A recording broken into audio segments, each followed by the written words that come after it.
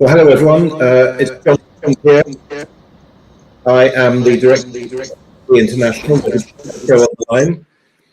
Thanks. Somebody's muted their phone. Forum for Democracy International. Welcome to this week's forum. It's a bit of a change of plan. We were going to be talking about the World Health Organization, but for various reasons, we're talking about something much more topical and much more horrific, namely the attack on hundreds, if not thousands, of Lebanese people in Lebanon, targeted through their pagers, which have exploded, as I'm sure all of you know who are watching this show. And we're delighted and honored to have to discuss this Kevork Almassian, who's joining us from Berlin. I'm speaking to you from Paris. We've got our co-hosts Jeremy Nell from South Africa and Peter Lavelle from Moscow. Kevork, you're extremely well known as a commentator on Syria, Lebanon, and Iran, and the whole Middle East.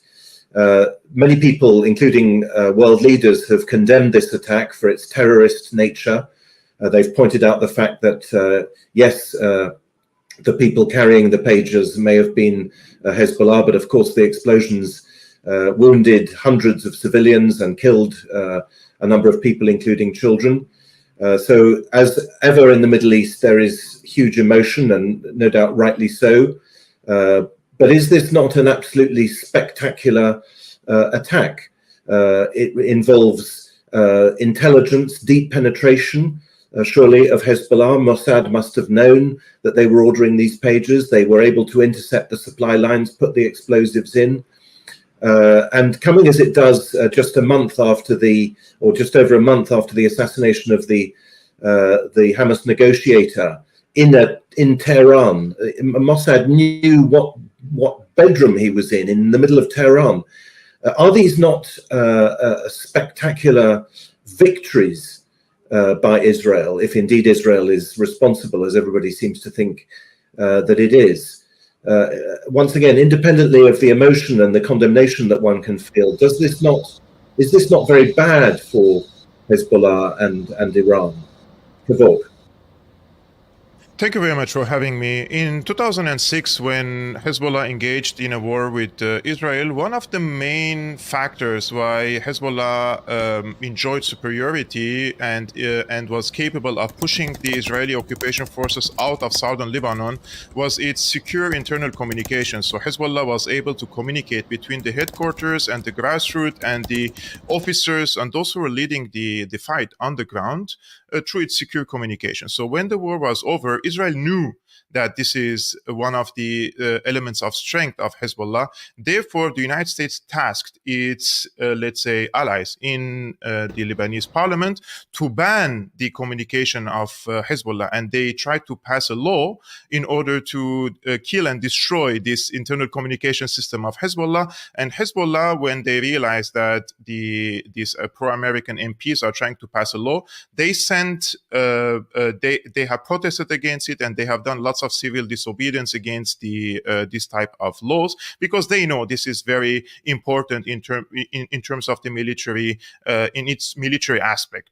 Now that when we speak of Israel is capable of infiltrating into this extent, this is shocking, and we have to give credit to the Mossad for doing this. This is a very long run, let's say, thinking and planning and executing it, and without leaving any traces. And we have to remember that this happened probably in Hungary, as the reports are claiming, or in the supply chain. So when these products arrived, whether it's in Iran or in Lebanon, it was not detected, because remember, even if you send one lighter to Hezbollah, they will check it thoroughly. If you send them a pen, they will check it thoroughly. And this was not detected. And this was something today reported by the Lebanese Mayadeen TV, which has close ties to Hezbollah. And their security sources claim that Hezbollah, of course, checked all the products that they received thoroughly, and they have been scanned. And despite that, they couldn't find any traces of any type of explosives inside these devices. Therefore, exploding these devices now, the timing of it, it's important. Why now Israel decided to use this weapon? Because this type of weapon could have been used in a case of an all-out war, and they could have shocked and surprised their enemy. So what happened here? So we have two theories for this. One, the first theory is that says that this means that Israel is not interested in an all-out war, and now they wanted to execute this operation and hit the morale of Hezbollah.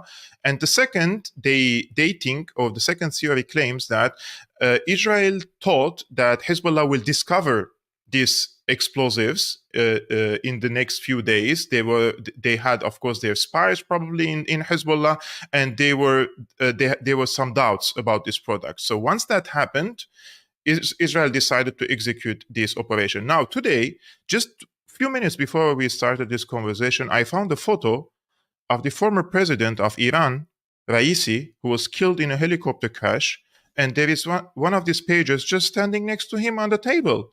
So this also raises the question, what happened to the president of Iran when he departed from Azerbaijan, and whether or not he had a pager with him, or whether or not he was assassinated. So those are all question marks that we have to address. But to simply answer to your question, this was a fascinating and shocking operation by the Mossad. And I haven't personally seen anything like this. I would not hesitate to call it a terrorist attack, because I don't see any difference between someone carrying an explosive vest and going to a supermarket to kill his target, and killing also other civilians as a collateral damage, and someone who is carrying a pager and it is detonated and it also kills many people in the supermarket as well. And including, by the way, when we say Hezbollah, what is a Hezbollah?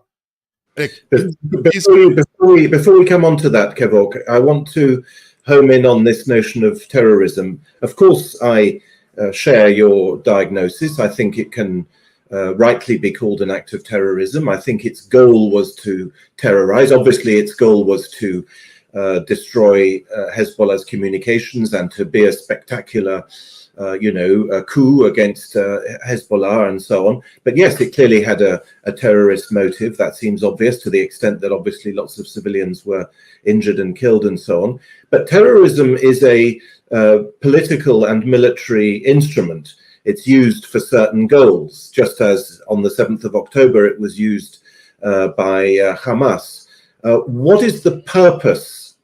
If this is Israeli terrorism, what is the political goal of this terrorism? I think Peter is speaking. Peter, you have to turn on your microphone. Got your mic, Peter. There we go. Some people say I talk too much. That's why I put a mute on. As a tail end to John's question here, does this have to do with regaining deterrence? Go ahead. No, I don't think this will regain deterrence in terms of Hezbollah is not deterred. They are waging again today, firing rockets and missiles on Israel. The real reason here is psychological. If you're a soldier and fighting for Hezbollah and you're on the front line, you are expected to die when you're fighting. But you're not expected to die when you're driving your motorcycle, or you're going to buy a grocery, or you left your pager at home and your son or daughter has been killed. Now, everyone in Hezbollah, whether civilian or combatant, because in Hezbollah, there are many civilians working in hospitals, schools, universities, charities, banks, etc., because it's a political party at the end of the day. It has created an atmosphere of insecurity. Everybody is terrified. Kids, youngsters, women, men, everyone, because if you have any sort of electronics now in your hands, and it's from a Western source, whatever it is a mobile, or is it just a walkie-talkie? Because remember, most people are not going to go and do their own research now and dig deep inside what is this pager, or what type of electronics and what type of explosives were inside.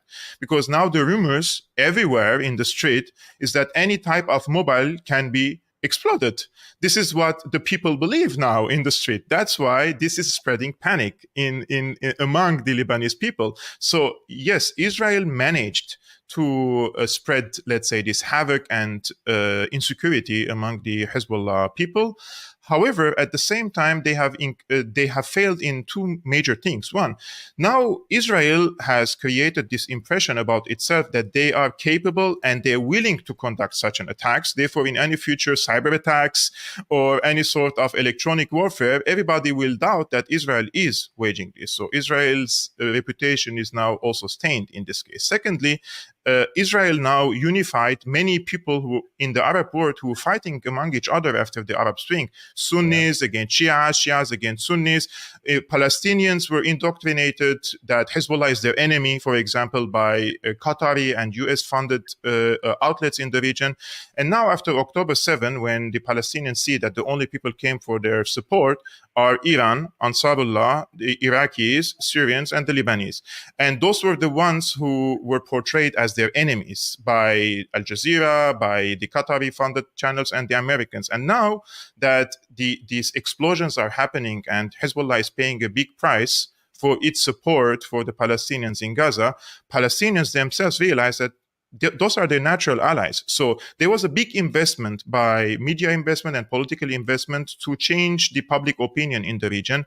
And this has now playing in favor of Hezbollah, in my opinion, and also in its popular support. The people who already support Hezbollah, I don't know if you watch the Arabic TV channels, but you can see hundreds of people going to donate blood for the injured people. This creates more, let's say, cohesion in the society. It also creates anger. From now on, if Hezbollah takes, let's say, escalatory measures, they will have more support from the people and also from the people who oppose them in the Lebanese society. Well, I mean, obviously, the question now is that how can Hezbollah respond, because it has to, and what kind of response is Israel expecting? Actually, the response is going to be intelligence, for sure. The latest retaliation of Hezbollah, for example, after the assassination of Fuad Shukr, it was a more tactical, surgical intelligence response, hitting the 8,200 or 8,200 unit and killing many of its operatives near Tel Aviv. So in this case, Hezbollah is not interested in opening an all-out war. Hezbollah knows that this is the trap that Israel is setting for Hezbollah, and they're not going to walk into this trap and opening an all-out war against Israel, which will invite the United States to come.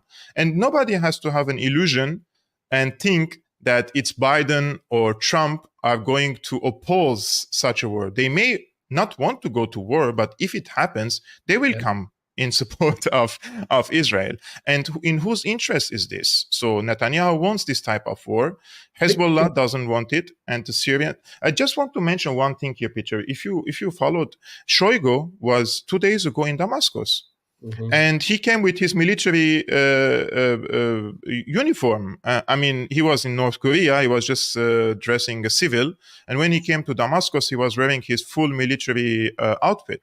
And if we want to speculate what they have spoken, after October 7, a few days before the Russian offensive on Ukraine, Shoigu was again in Damascus. Back then, he was defense minister.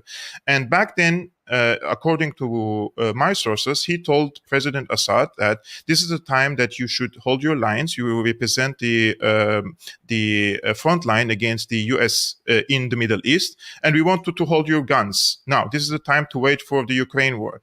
And now that Shoigu comes to the region again and meets with President Assad only a few days before this cyber attack, it also indicates that the Russians may have had information that the Israelis are going to escalate, and they want to see what is the position of Syria, because Russians have a strong military presence in Syria, and they want to know what's going to be the situation. The Syrians told the Russians in this case very clearly that Hezbollah doesn't need the direct intervention or help from Syria if a war started between Israel and Hezbollah and it stayed there, just like in 2006. But if it expanded, then of course Syria is a natural member of what they call the axis of resistance in the region, and its fate and destiny will be linked to the fate and destiny of Hezbollah and Iran. Before we get to Vanessa, I'm glad to see Vanessa Beeley. Good to have you. Yes, Vanessa. Just one real quick question. Ever since October 7th, we've had this cross-border shelling and mortars and whatnot. with IDF and Hezbollah. And Hezbollah has prided itself in not targeting civilians. Well, after this cyber attack, civilians are very much on the agenda right now. I know it's very tempting for Hezbollah after such a horrific failure on its part. Let's be all honest about that. Is it going to still restrain itself and still focus on military, or is it going to expand it? I mean, Tel Aviv, they have plenty of missiles, and Tel Aviv isn't that far away. Yeah. From my understanding of Hezbollah, they have religious and moral codes that they don't really go against, and they don't want to target the civilians now. In the case of all out war, it's going to be a different situation. That is going to be huge barrages of rockets and missiles, thousands probably per day, and of course, civilians will die. The priority of Hezbollah is to establish a new status quo in northern Palestine or Israel at the moment, these settlements, and that is to empty these settlements from the settlers. So what Hezbollah basically does, it creates an insecurity and instability in this region that the settlers don't want to live in this area any longer, and they have headed to the let's say the middle or to the southern parts of Israel nowadays. So by creating this situation, Israel has destroyed one of the pillars that Israel stands on, and that is Israel represents a safe haven for all the Jews around the world. So if you're a Jew, you can come to Israel and you can live wherever and whenever you want there, and it's safe and secure for you. But this is not the case any longer, as around 200,000 settlers have left their houses and their settlers, and they have moved somewhere else, and they cannot come back. That's why Netanyahu says that they have added a new goal now in their operation, and that is to allow these settlers to come back. But that's not going to happen. As long as Hezbollah exists in southern Lebanon, and they are going to exist, and nobody has to have an illusion and think that Hezbollah will withdraw to the north of Litani. That's not going to happen. They are going to continue this operation until a ceasefire is established there. So we are in front of two scenarios.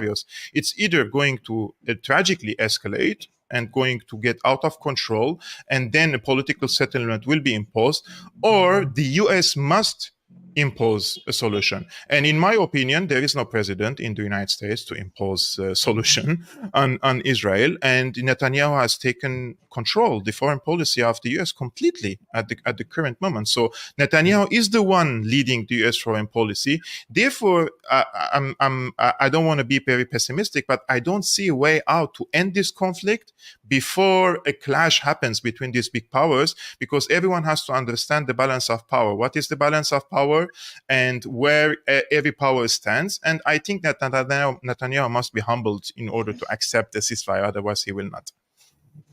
You mentioned Shoigu and the Russian dimension, and I think you'll agree with me that there is a comparison between the Ukrainian strategy and the Israeli strategy. Both of them consist in provoking as much as possible their adversary, in this case, not just Hezbollah, but of course Iran. And I said this in the introduction, we are now 6 weeks from the assassination of the lead Hamas negotiator in Tehran.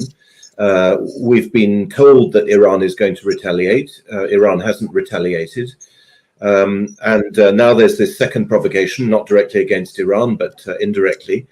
How do you assess, Kevork? We'll come on to Vanessa in a minute, but Kevork, how do you assess the Iranian dilemma? And then you were going, I interrupted you right at the beginning, you were going to tell us about your own experiences with Hezbollah. Go ahead. I was reading for an Iranian author the other day who says that in 88, Khomeini had to drink a glass of water with poison, he says, and swallowed his pride and accept the ceasefire with Saddam Hussein. Back then, they didn't consider themselves that this was enough, and they had to continue until victorious, but he swallowed it for the sake of the national security and strategic goals of Iran.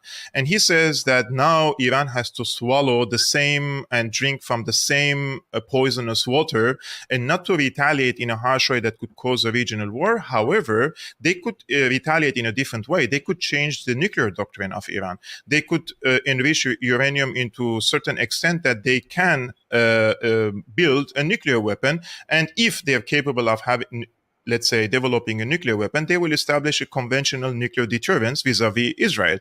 And that is, I think, the red line that Israel doesn't want for Iran to pass. But on the same side, we see that there is another escalatory step from Iran, and this could be considered part of this retaliation of Iran, and that is the Ansarullah movement. They fired a hypersonic missile against Israel. I mean, where did this hypersonic missile came from? It is an Iranian missile at the end of the day, right? Whether it is the technology or the knowledge or the assembly or whatever, it is from Iran. So Iran is, in my opinion, when they see it from the 20 years, 30 years to the future, they don't think that it is a good idea to open an all-out war when the US power is already shrinking. And the US is the protector of Israel in the region. And if the United States power is shrinking, then the security of Israel will be in jeopardy in any way in a decade or two or three. So why go and open an all-out war and bring the United States in the region again when the US is withdrawing a little bit from the region and focusing in Ukraine or in Far East Asia in the Pacific? And to re-trigger this neocon project in the region. I don't think that the Iranians are hot-headed people. I have dealt with them quite extensively. They are chess players, and I don't see that they don't play poker. They don't just put everything into one basket. And I think this is going to be the approach. It's a long, patient strategy, in my opinion. But the major thing that I would hope for the future of the region, good relationship between Iran and Saudi Arabia and other regional powers, because once these powers get along, at least the sectarian tensions would be really minimized, and we could, let's say, develop into better society and better economies. But if Iran and Saudi Arabia are going to be foes and fight against each other, we haven't benefited anything from the withdrawal of the US from the region, right? So here comes the role of China, who is the mediator between the Iranians and the Saudis, which established this security and diplomatic deal between them. And this is, whether we agree with the Saudis or not, this is a good deal. Iranians cannot really destroy Saudi Arabia and do a regime change. The same thing for the Saudis cannot do regime change in Iran, so they have to coexist. And you were going to make some remarks about Hezbollah itself, Kevork, and your own experiences. Yeah, I just wanted to mention, what is Hezbollah? Many people today, I was on Twitter, maybe I blocked like 1,000 trolls on Twitter today. It's like all of a sudden, like a fly is coming to my page and, but they are all Hezbollah. It's like, what is a Hezbollah? I feel your pain. I feel your pain. Yeah. What is this? A child who participated in a scout, he's a Hezbollah, so he has to die, like he's a child, 10 years old child, and they say he was a Hezbollah. Yes, because Hezbollah is a political party. It has members of parliament. It has schools. It has universities. It has charities. It has scouts. It has banks. It has everything, cultural centers and everything. So, of course, Hezbollah manages different institutions. And people, the Shia people, let's say, in Lebanon, are mostly part of these institutions. So if I'm a doctor working in a Hezbollah affiliated hospital, do I deserve to die because I'm a doctor working there because I had a pager with me, right? So Hezbollah started in 82 as a reaction against the Israeli occupation of Lebanon, because Israel invaded Lebanon in 78, and until 82, there was no Hezbollah. After 4 years, Hezbollah was also encouraged by Iran, let's say, after the Islamic Revolution there. They started to organize themselves and carry arms and fight against the occupation. And they're the ones who kicked the Israelis out of Lebanon in the year 2000. So Hezbollah had the credit of liberating at least 1/3 of Lebanon in the south from the Israeli occupation forces, and also takes the credit of kicking the Israeli occupation forces again in 2006 from Lebanon. And after 2011, for those who don't know, Hezbollah participated in the Syrian war when the CIA engineered a regime change war against Syria in order to oust Assad and install a US-friendly government in Damascus. Hezbollah came in support of Syria. Now, the enemies of Syria and Hezbollah, who were they? They were ISIS, they were Al-Nusra Front, they were Jaish al-Islam, they were Ahrar al-Sham, they were the so-called Free Syrian Army, they were the Qataris, they were the Israelis, the Americans, the Turks, all these players involved in this conflict, right? So Hezbollah supported Damascus, and in parallel, let's say, with extension, because the Christians were the most vulnerable societies in Syria, and there were small communities in small towns and small villages, and Vanessa knows this very well because she covered it extensively. Hezbollah liberated these towns and defended the Christian towns against these Islamist terrorists who were receiving cash, money, ammunition, and support and everything from the US, from Israel. Israel gave them cash. Israel actually took Al-Qaeda fighters to Israel and gave them medical treatment and sent them back to Syria to continue fighting against the Syrian army and Hezbollah. So, of course, they call Hezbollah a terrorist organization, and they're free to call anyone a terrorist. I don't really care any longer. But we have to be objective when we assess these complex issues, and not to simplify it into black and white. Hezbollah is a terrorist and the rest are Israelis are the angels. No. Israelis had played a dirty game in Syria, and they have harmed the Syrians, including the Christian communities in Syria. But Hezbollah came in support. So myself, when I go nowadays to Ma'lula, which is an ancient Christian town in Syria where the people still speak Aramaic there, the language of Jesus Christ, people say we're thankful to Hezbollah for liberating us from Al-Qaeda. So those are the stories that we have to tell to the ordinary people who aren't aware about these small details in the region. Vanessa, well, you've mentioned... Go ahead, Peter, go ahead. Vanessa, go ahead. No, I was just going to bring in Vanessa because Kevork, you are, of course, from Syria, and Vanessa is in Syria. Vanessa, Kevork just said we need to be objective. What is the objective assessment from Damascus of what happened yesterday in Beirut? Well, it's the objective assessment of anyone with a heart and a brain. It's an atrocity. It's state terrorism. It's a diabolical act because, as Kevork has explained very well, it's not even only the Shia Muslim, as I think Kevork knows, that also the Sunni Muslims, the Christians, make use of the Hezbollah facilities, because actually Hezbollah is managing, if you like, its sector of society better than the Lebanese government. So many of the Christian communities and the Sunni Muslim communities avail themselves of Hezbollah hospitals, Hezbollah banks, Hezbollah supplies, food, oil, etc. Right? So Hezbollah has, if you like, and that's one of the reasons that there has always been this scramble to downplay this role of Hezbollah. I don't know if you remember, Kevork, if you can remind me which year, when the US ambassador in Lebanon was talking about renovating the energy pipelines from Jordan through Syria into Lebanon. Why did they suddenly bypass their own sanctions of Syria? Because they didn't want Hezbollah to be seen as the savior of the Lebanese people, particularly after the Beirut port explosion. So 2021.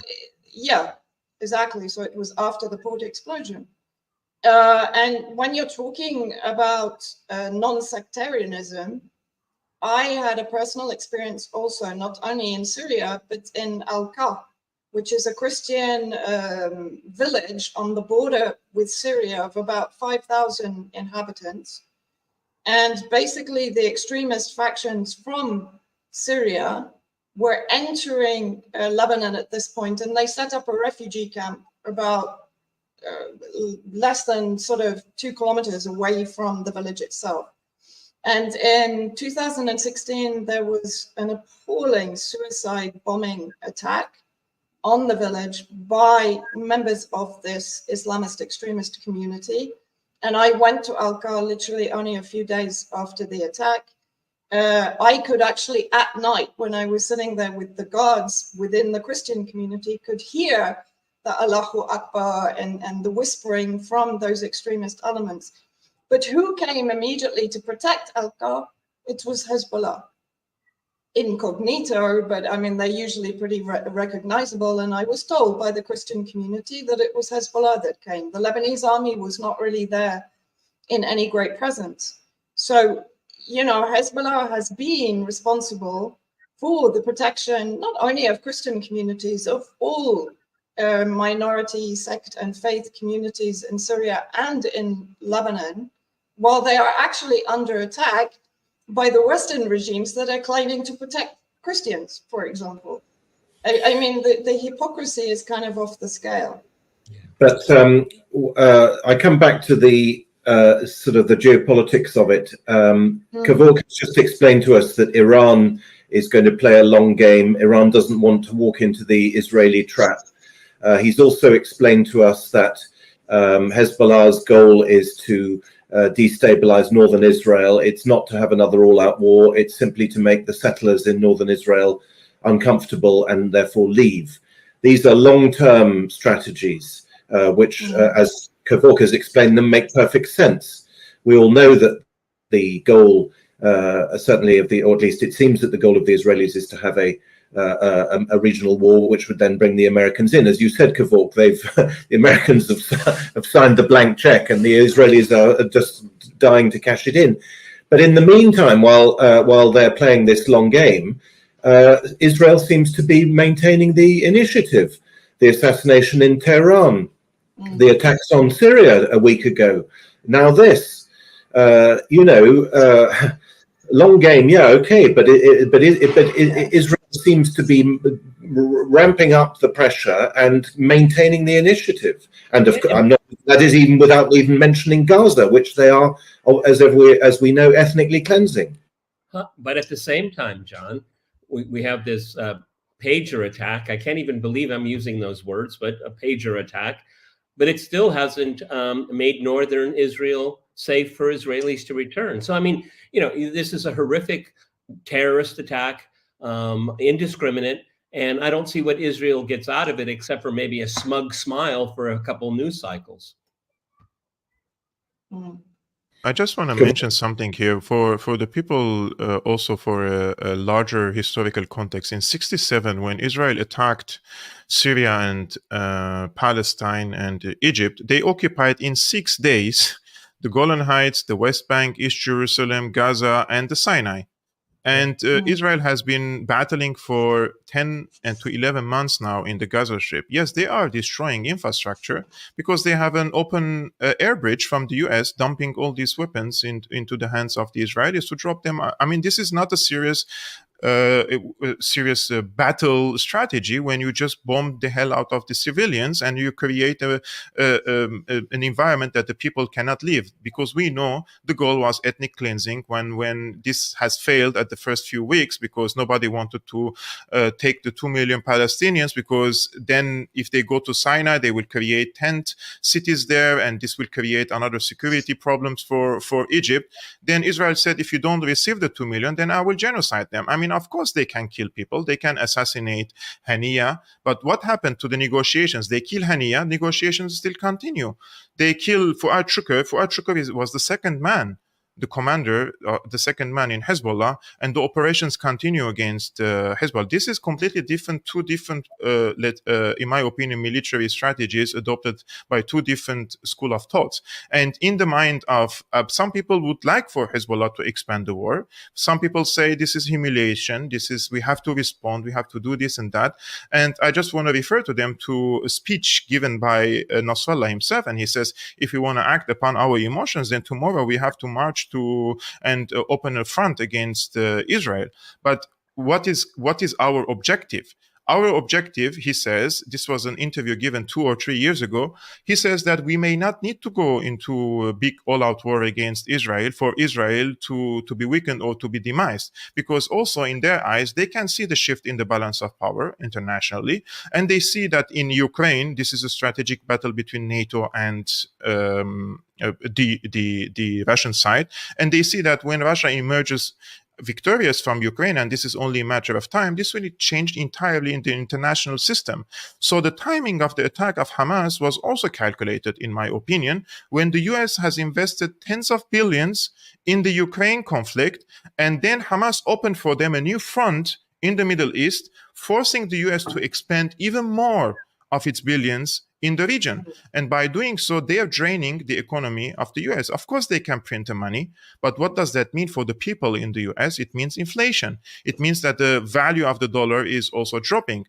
And all this money printing operation in the US, it's not sustainable on the long run. And it's going to have repercussions in the near future, right? In the US. So some people say, yeah, they killed Lebanese. We have to kill more Israelis and this and that. I don't think that the Syrians and the Lebanese and the Iranians would act upon such calls. And they also know their limitations. And they know that Israel has nuclear weapons. And they also know that with the intention of Netanyahu to commit genocide against the Palestinians, he would resort to this option, because it was an option in 1973.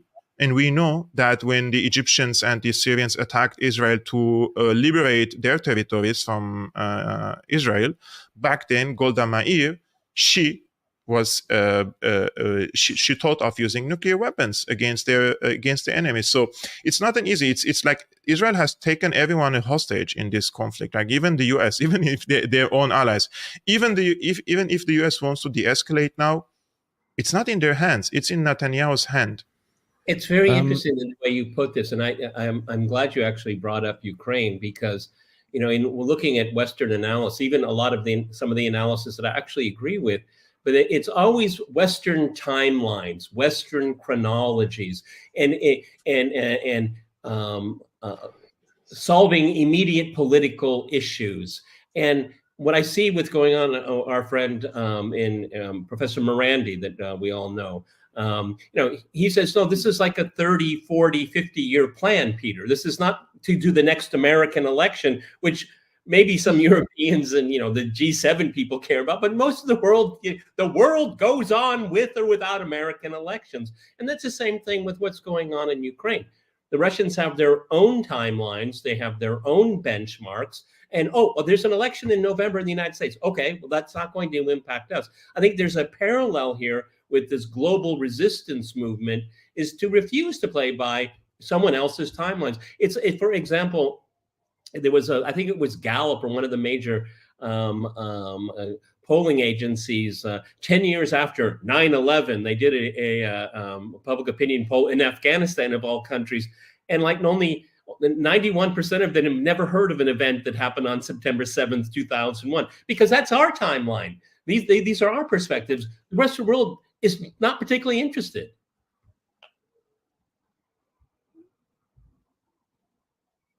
But what then is the Israeli strategy and timeline? Is it just nihilistic murder, a bit like Joe Biden when he was asked, I think it was in February, he was asked, were the attacks on the Houthis working? And he said, no, they're not working. And then he said, and will they, he asked himself the next question, he said, and will they continue? Yes, they will continue. Which is a perfect expression of nihilism in foreign policy. You can have a messianic view of politics and, your destiny and all of that, but what about the GDP of Israel? See, and it's failing GDP, it's collapsing economy. I've heard mixed numbers of, tens of thousands or hundreds of thousands of Israelis leaving, those that have dual citizenship.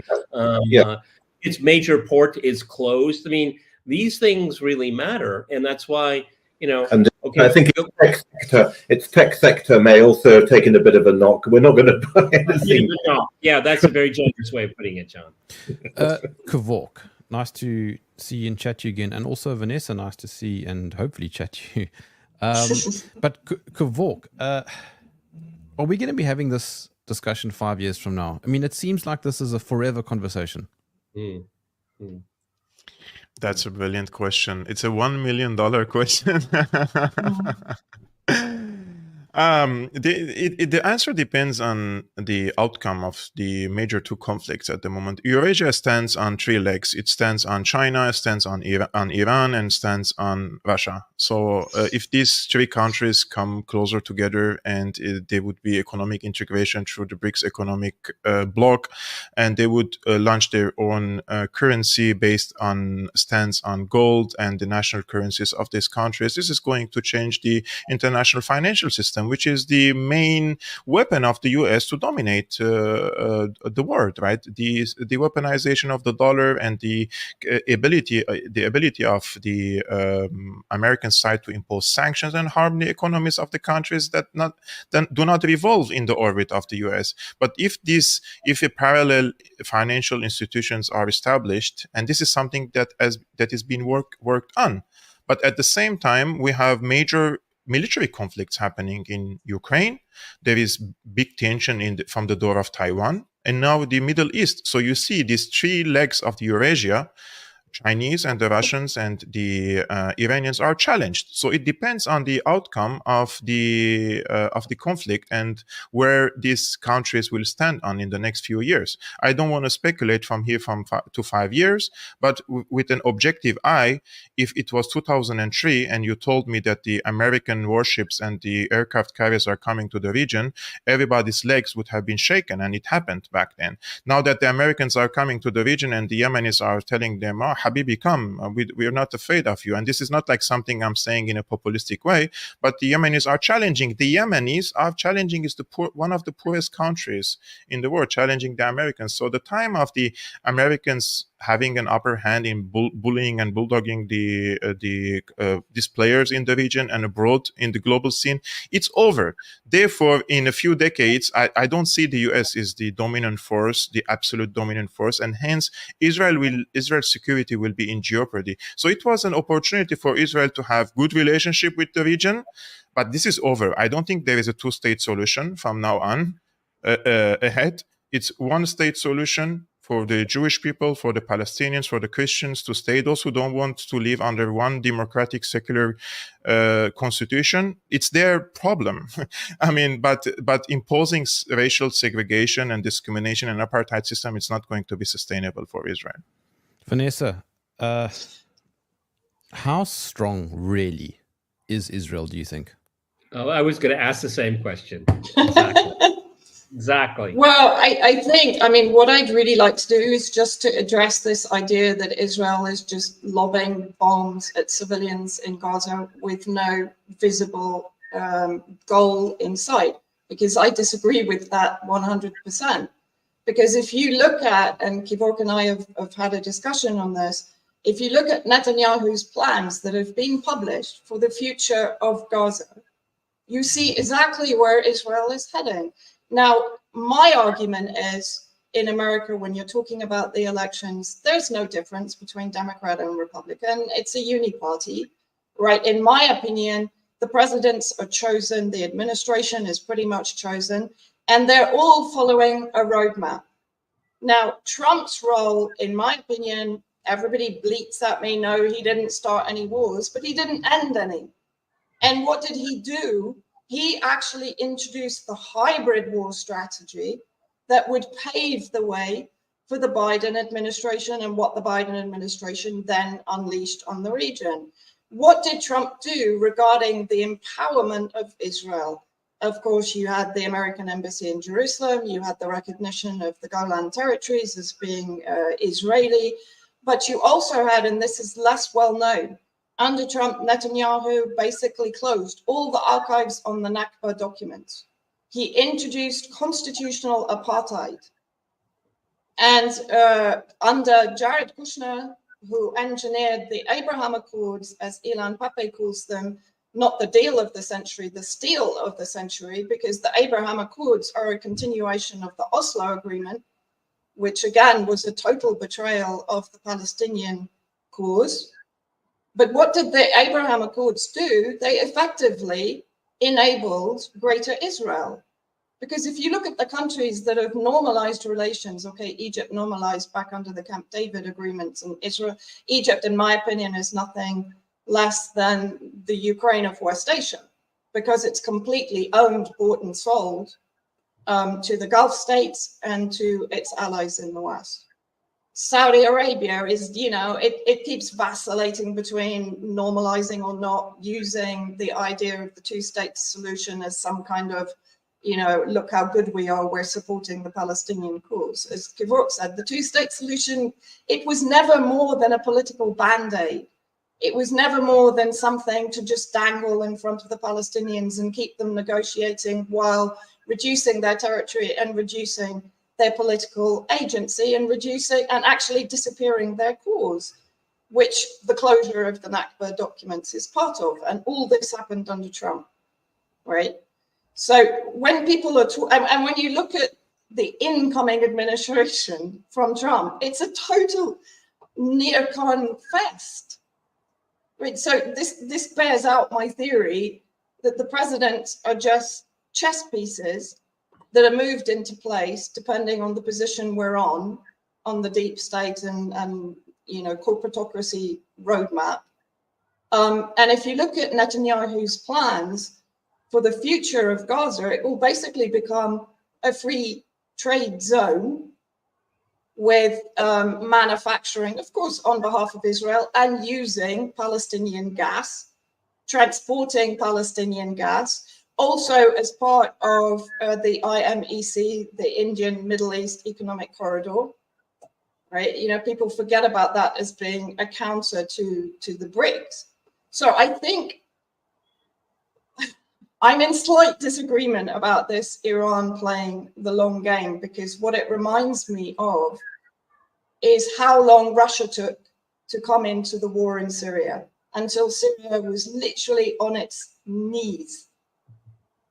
While Russia had interests in Syria for decades, but it had a naval base, it had a military presence, its only military presence in the Middle But East. Vanessa, it did intervene, and it did change the course of it did, but it took a lot of persuasion, Peter. My point is that when we're talking about strategy, to what, you know, I can't keep watching personally the massacre of Gazans, and now also in the West Bank.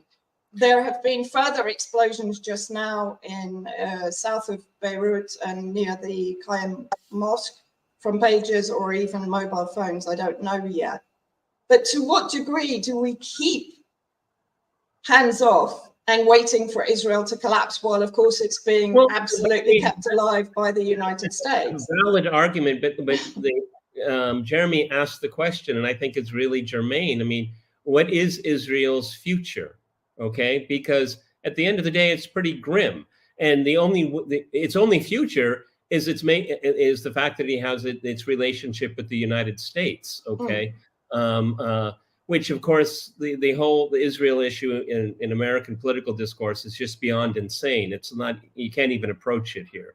But Kevork, what do you think? Because it's pretty grim, and that's why I'll slightly disagree with Vanessa, but probably for a different reason. Is that this long game, even as destructive and tragic as it is, and it certainly is, there is a growing confidence in the region that Israel's days are numbered. Now, those days could go into years and years and years, but there's no bright future ahead for Israel. So for the FBI's and the NSA's and the German intelligence and secret service watching this, just for them to be careful what I say. I'm not calling for destruction. I'm not calling for ethnic cleansing. I'm not calling for genocide. Exactly the opposite.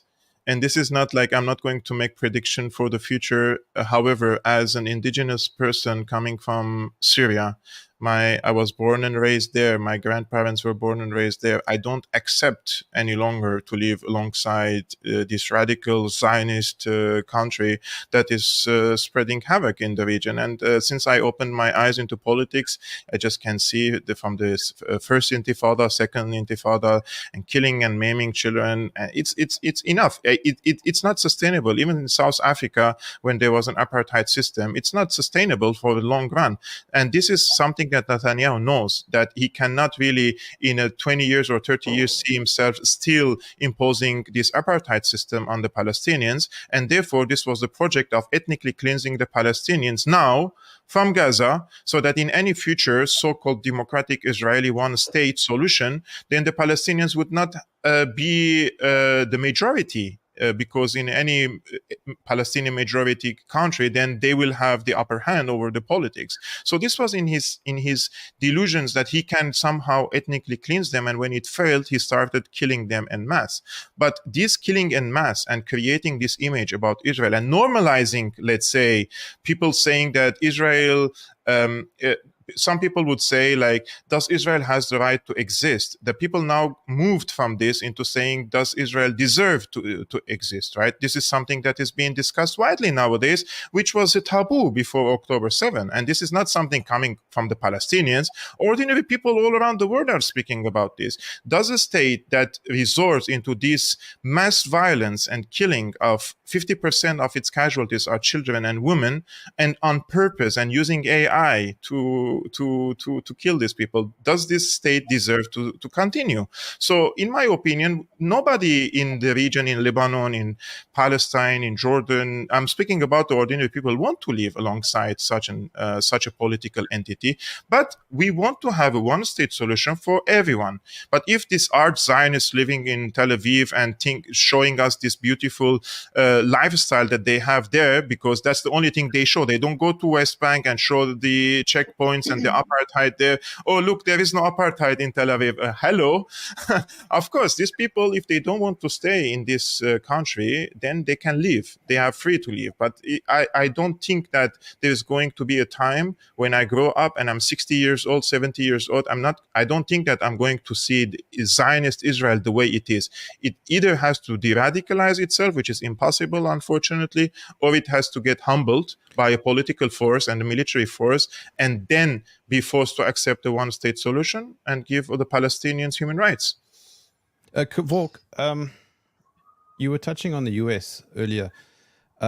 This is a multifaceted question, but the first part of the question is Israel a vassal state of the US, or is the US a vassal state of Israel? And on that, is this not part of an American long-term strategy rather than an Israeli long-term strategy? Actually, Israel was a colonial, let's say, settler state for the UK to begin with. And then when the Americans replaced the Brits, the Americans became the protector. However, this has started to change. When the AIPAC has been established and the Israeli lobby has become very emboldened and strengthened in Washington, D.C., and they started buying the politicians, of course, Israel has a huge influence nowadays over the foreign policy, and there is an intermarriage between the neocons and the Zionist lobby. Therefore, it's very difficult to distinguish nowadays where is the foreign policy of the US and where is the foreign policy of Israel. And I'm sure that I'm not sure, actually, because Vanessa today is disagreeing with me on some slight issues. But I truly think that this fine line between what is the foreign policy of Washington and what is the foreign policy of Israel has been completely vanished. And I don't see that the situation of who is leading who. No, I just see them as a one camp fighting together in this struggle of power over the region, because West Asia is very, very important.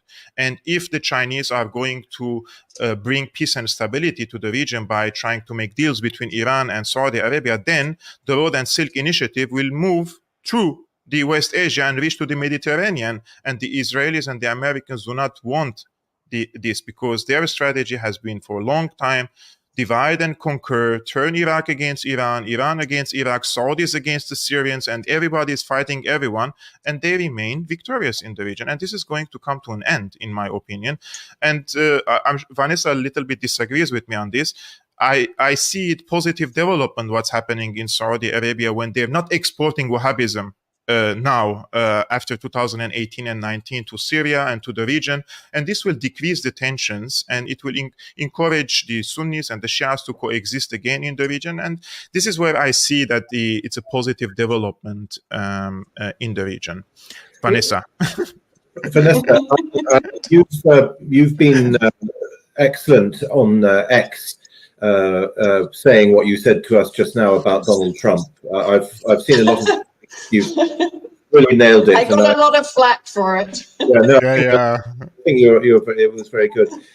From where you are in Damascus, maybe you're not ideally placed to assess this, but do we know what Israeli opinion is like at the moment? Is it changing?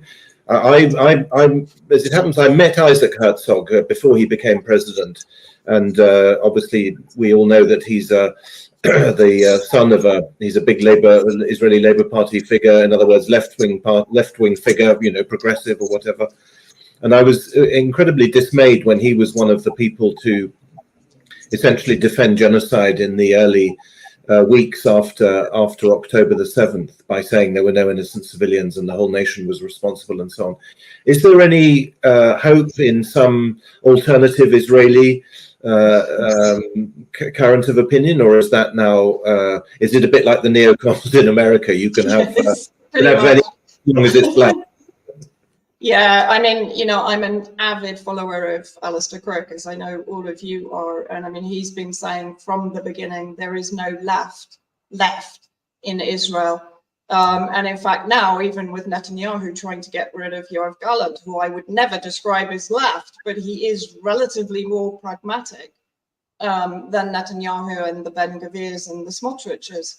I do think if you're looking at what's happening within Israel itself, of course, there is potential for divide, because not only are they trying to conscript the Orthodox Jews, for example, so that's creating backlash, but also this idea that Alistair has talked about in depth about how Smotrich and Ben Gvir are actually taking Israel back to the days of the Irgun and the Stern gangster, back to the days of state terrorism, which of course is what we're now progressively seeing, particularly in this latest attack in Lebanon. We've been watching it since October the 7th, but it's been getting increasingly psychotic, in my opinion, and sadistic, and it's effectively terrorism. So the danger is that the far right, the terrorist factions within Israel, and of course the settlers come under the control of Ben Gvir, as do many of the religious factions, the Temple Mount movement, so the destruction of Al-Aqsa. He now has control of elements within the military itself. We saw that over the protection of the State Tayman torturers who had actually effectively raped Palestinian prisoners. So unfortunately, no, I don't think actually there is a single element of left remaining inside Israel that is going to put the brakes on anything. And Yoav Gallant isn't left. He's not moderate, but he's pragmatic. He's more pragmatic than I'm glad you brought up Alistair Crook, because he's been writing extensively and really just a point of daylight of rational thinking about what's going on. I really like. I know him personally. He's a really good guy. Yeah. But we see all these protests all the time against Netanyahu, but that's because he won't agree to a hostage deal. But it's not exactly. We'll keep killing. It's okay, but we just want our hostage. It's 80 to 90% of the population agree with the final solution, which is getting rid of Palestinians. What's interesting that he's written about and talked about is that you're going to have Green Line Israel's. They're beginning to fear the settlers in the West Bank. I mean, these people are, I want to stay away from historical analogies, not to be misunderstood, but they're turning into militias of a certain color, if you know what I mean. Yes. Yeah, exactly.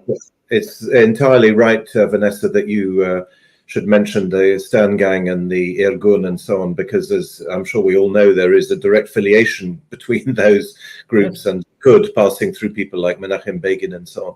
Yeah. And let's try and get Alistair Crook perhaps onto the forum in the coming weeks, because I, like you, I admire him. I will pencil it in as soon as we finish. Okay.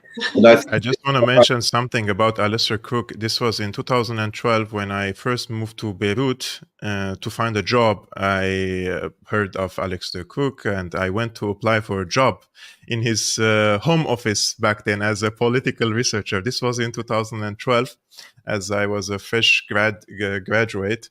And now that I know more about him, I respect more his opinions and his intellect. And I think more people has to listen also to him. Well, we've covered a lot of ground. Let's stick to our usual discipline and wind up on the hour. We've had a broad conversation which has included the Russian dimension. which of course crops up in our conversations. And I think it's worth concluding perhaps by recalling that the original Balfour Declaration in November 1917 was partly addressed to Russia, in the sense that the fear on the Allied side was that Russia would leave the war, as it actually eventually did, of course, shortly after the Balfour Declaration.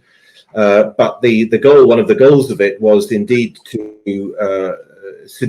try to seduce Jews in Russia to continue supporting the Allies. The attempt failed, but of course the Balfour Declaration did then eventually get. And we have to remember the Balfour Declaration was leaked by the Bolsheviks when they got into the archives. Exactly. They told the entire world the machinations of Western powers and Imperial Russia at the same time. Exactly, and the Russians, as you know, were promised Constantinople and so on. There were all kinds of things going on. But it shows that history, yes, we were talking about the long game and the long cycle. History is a long cycle. And just to conclude, the two-state solution, as I'm sure everybody knows, dates from 1936, which was when the British originally decided to partition and mandate Palestine. So it's got, unfortunately, a lot of history, nearly 100 years of history, as far as the two-state solution is concerned. Vanessa, Beeley, thank you so much for joining us from Damascus. Kevork, Almassian from Berlin, Jeremy Nell from South Africa, Peter Lavelle from Moscow. Thank you all. Let's do this again soon. All the best. Thank you. Bye-bye. Bye.